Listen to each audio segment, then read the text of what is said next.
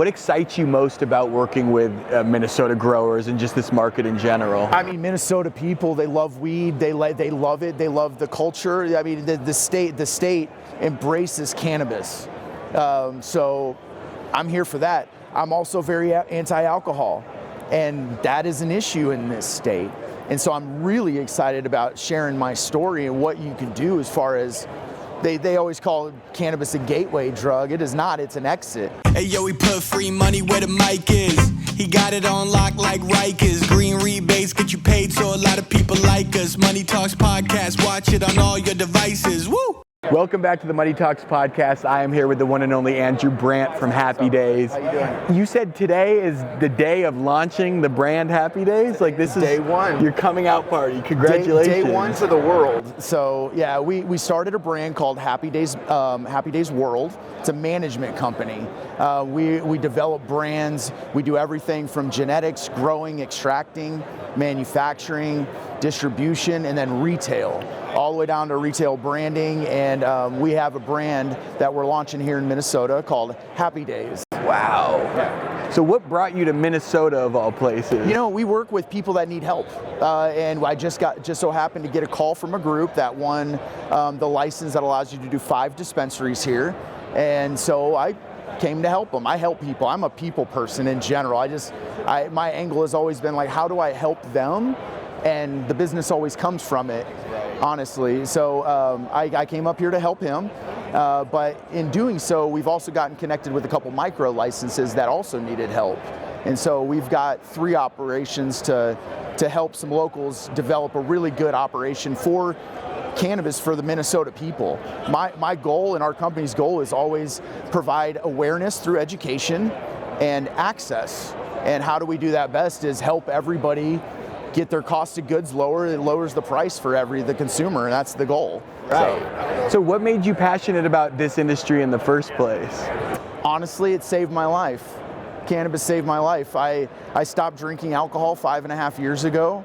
I found out I was extremely ADHD, did not know that, but cannabis was a medicine for me that came in place of doing pharmaceuticals.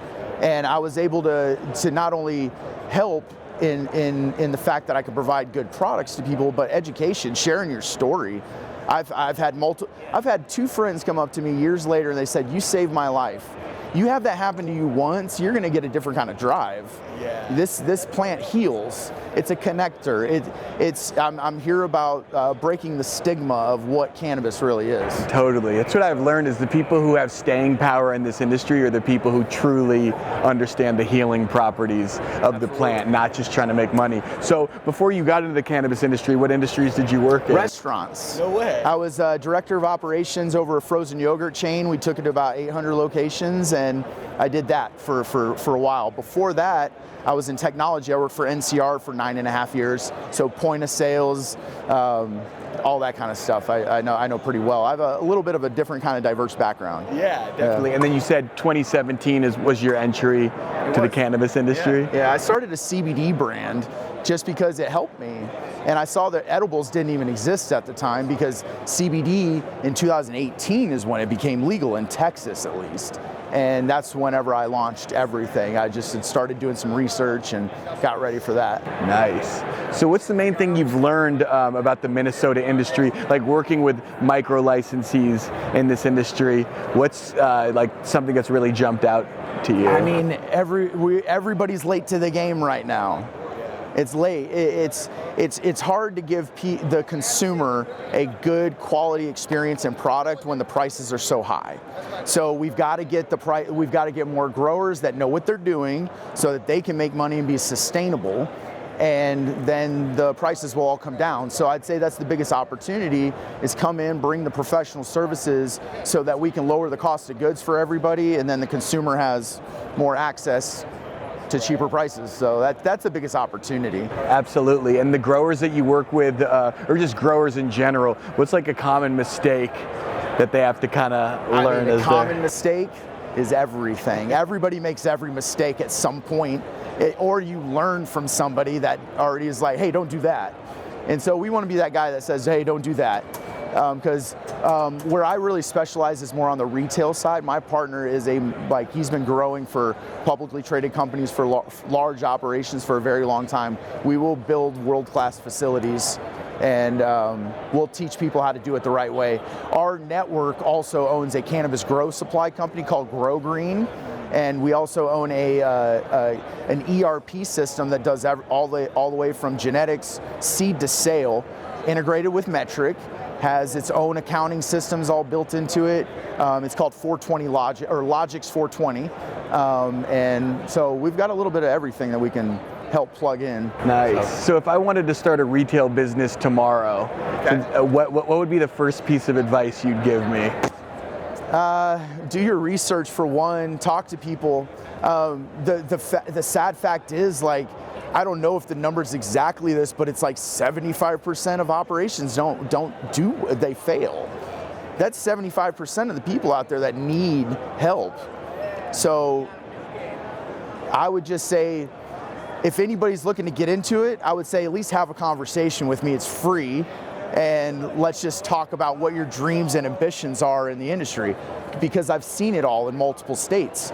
You know, I've seen it when people come in with such passion to do something, and then they lose their life savings. Right. And I don't sleep well at night at all already, and I don't like that. So I just want to help them. Yeah. What excites you most about working with Minnesota growers and just this market in general? I mean, Minnesota people, they love weed. They love it. They love the culture. I mean, the state embraces cannabis. So I'm here for that. I'm also very anti-alcohol, and that is an issue in this state. And so I'm really excited about sharing my story and what you can do as far as, they always call cannabis a gateway drug. It is not, it's an exit. It's an exit drug, and it's a connector of people is what it is. So it's just.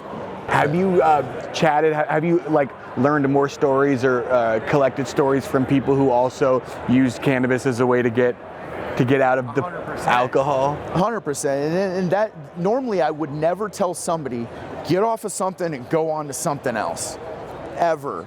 But the fact that something else is medicine for me, that something else is medicine, I'm not taking prescriptions to have to do that. So, what was the question again? It's the ADHD. No, I'm the same way.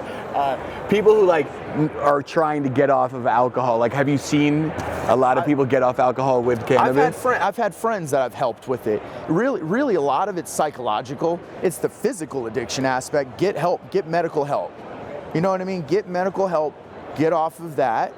But as far as ongoing maintenance, CBD is, I mean, you can do CBD without any THC, right. And that works significantly. Yeah. But the biggest thing I think is going to help people to get away from alcohol is the fact that beverages are so prevalent in Minnesota specifically.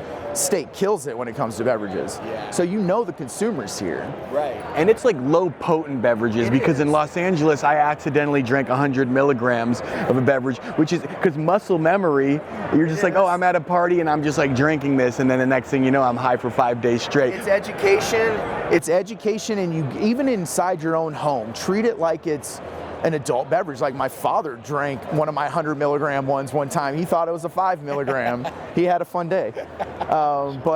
But education and just making sure people are aware of that. But education inside the store, you should have never had a 100,000 milligram and not known that. I know. You know what I mean? Especially with all the low dose stuff that's out there. So my team at Happy Daze, we don't focus on, one, we don't focus on selling. Two, we don't focus on getting you high. We focus on, why are you using cannabis? Totally. And what do you know about it?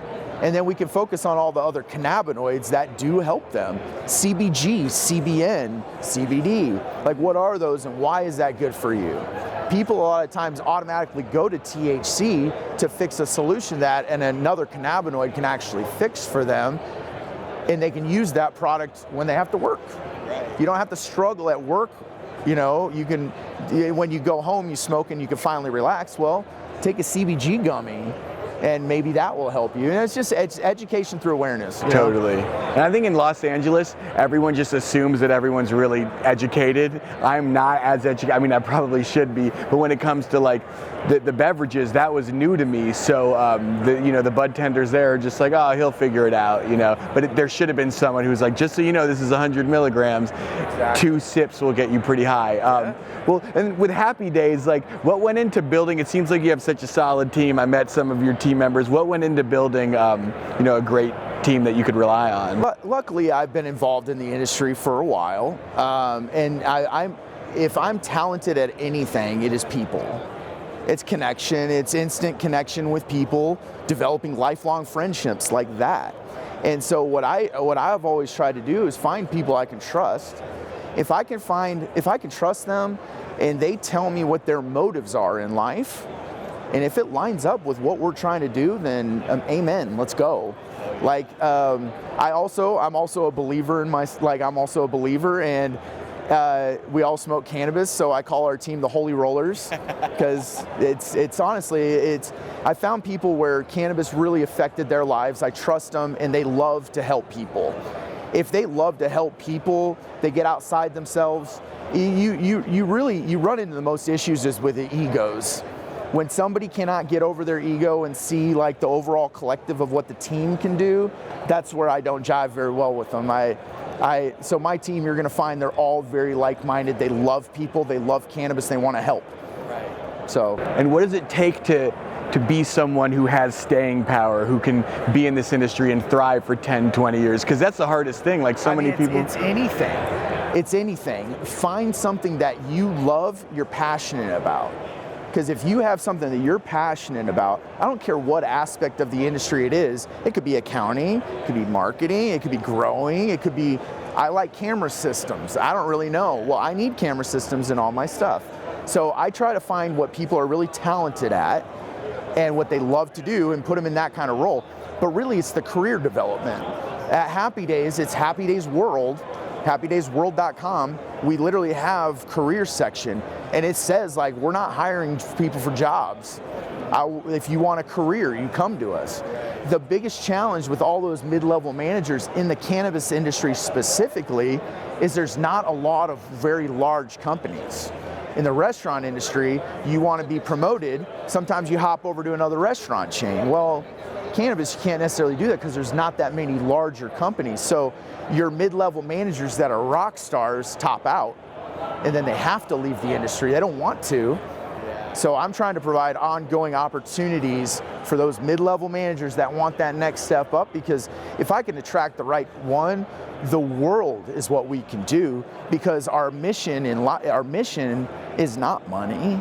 Money is always going to be needed because we have to be sustainable for our staff to have ongoing abilities to have jobs and careers and do stuff like that. So money is always important, but we're in it for a movement. We want to help people. We want to create awareness. We want to help educate. Like, that's really what we want to do. So, it seems like I could already tell you, like, you have great leadership abilities. Where does that come? Were you a natural born leader? Is it something you picked up? I learned a lot of it from my dad, how he led his team and how he led his people. I played soccer competitively, and I was always, it's teamwork. You have to have teamwork. And so I just come from that in a very close family. And that's just, in Christ, honestly, I mean, he taught me to love people. I love everybody. That's awesome. I love everybody, so. Yeah. So how, I mean, we're, a few hours into the Happy Daze brand having its coming out party. How's it been? Like, how does it feel that, like, you've got a booth? As soon as you walk into the trade show, it's like you're the first logo everyone sees. Dude, we were running around like chickens with a head cut off, but everybody does that for a convention period, but this is our first one. So there was little details of things that we're learning from, but it's been fantastic. My team's awesome. They're upbeat, and we don't bring each other down when crap happens, because crap happens. I could tell you guys have the best energy here. You have an attractive energy. Where does what's the inspiration behind the lab coats? The lab coats is the education piece of it. One of my partners that I've been doing business with for a very long time owns an accredited education platform to train doctors. And I want to take that same accreditation process and utilize it to do all of our SOPs and our training and have them accredit where they can. And my goal would be bud tender certification, providing an actual certified training platform for everybody. Because I want my staff to know what they're doing, but truthfully, like, I want access for anybody, and that's even our competition. Like, I want to make sure that they're telling people the right things. You know what I mean? I don't really care, you know. So I gotcha. Well, man, thank you so much for sitting down with me, and I'm sure there's going to be people who are watching who want to learn more. So where can they find you guys? HappyDazeWorld.com is our website. So yeah, go on to that. Andrew, you're the man, dude. Appreciate you, brother. Congratulations Thank you. again. Thank you. Absolutely.